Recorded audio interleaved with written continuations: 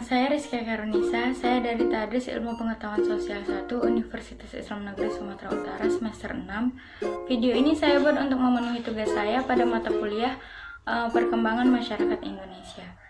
Di video ini saya akan membahas pembebakan besar di seluruh Indonesia.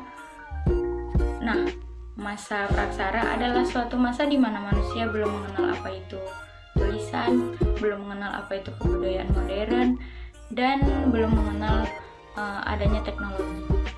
Masa ini sering juga kita sebut sebagai masa primitif atau masa kehidupan lampau manusia. Masa praksara dibagi menjadi 4 perkembangan, yaitu yang pertama ada masa berburu dan mengumpulkan makanan tingkat sederhana, yaitu masa di mana manusia mengalami awal kehidupan. Di masa ini manusia belum bisa beradaptasi dengan alam dan dengan manusia lainnya, sehingga belum ada hubungan antar manusia purba pada masa ini. Dilihat dari beberapa aspek. Yang pertama ada aspek ekonomi. Pada masa ini masih sangat tergantung pada alam. Kebutuhan makanan dipenuhi dengan cara berburu hewan dan mengumpulkan umbi-umbian. Jika sumber makanan di sekitarnya habis, mereka berpindah ke tempat lainnya. Kemudian dari aspek sosial, mereka hidup secara berkelompok yang tersusun dari keluarga-keluarga kecil. Anggota kelompok laki-laki melakukan pemburuan dan perempuan mengumpulkan makanan dari tumbuh-tumbuhan dan hewan-hewan kecil. Kemudian aspek budaya. Pada masa ini manusia telah membuat alat-alat sederhana dari batu atau tulang dan kayu. Alat yang dibuat berbentuk kasar. Yang kedua ada masa berburu dan mengumpulkan makanan tingkat lanjut, yaitu masa di mana manusia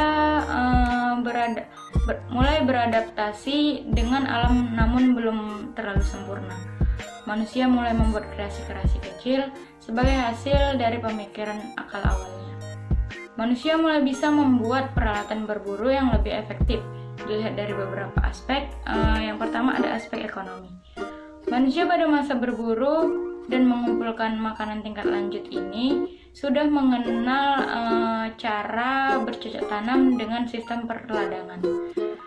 Caranya yaitu dengan menebang hutan, kemudian membersihkannya dan menanaminya. Selain berladang, mereka juga memelihara dan mengembangbiakan binatang. Dilihat dari aspek sosial, kehidupan sosial pada masa ini masih dipengaruhi oleh cara hidup pada masa sebelumnya. Mereka masih melakukan pemburuan hewan, menangkap ikan, mencari kerang, dan mengumpulkan makanan dari lingkungan sekitar. Meski demikian, kehidupan manusia mengalami perubahan besar. Mengapa? Karena manusia secara berkelompok mulai hidup menetap dengan memilih gua sebagai tempat tinggalnya. Gua yang dipilih biasanya adalah gua yang letaknya cukup tinggi dan dekat dengan mata air. Kemudian dari aspek budaya, selama bertempat tinggal di gua, mereka melukiskan sesuatu di dinding gua yang menggambarkan suatu pengalaman, perjuangan, dan harapan hidup.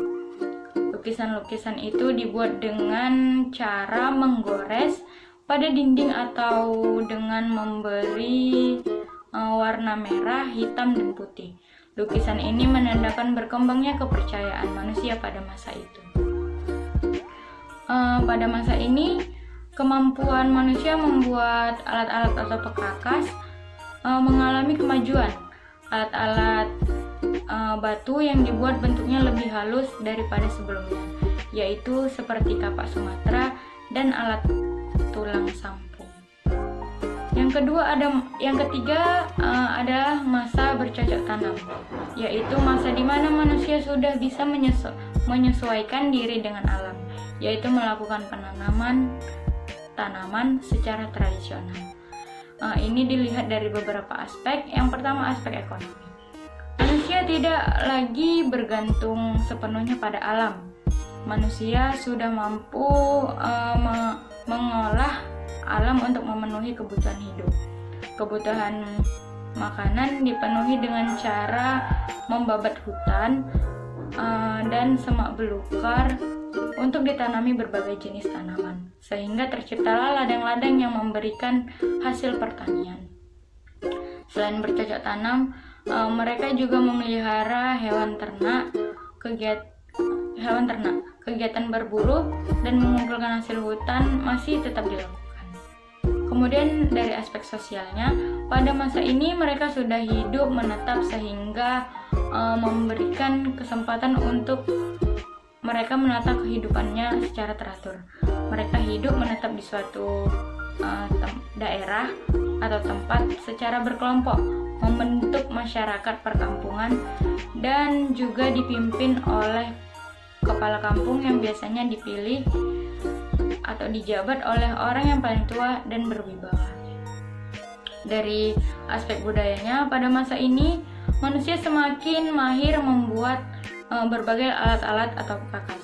Alat-alat yang dihasilkan sudah dibuat halus dan fungsinya beraneka ragam.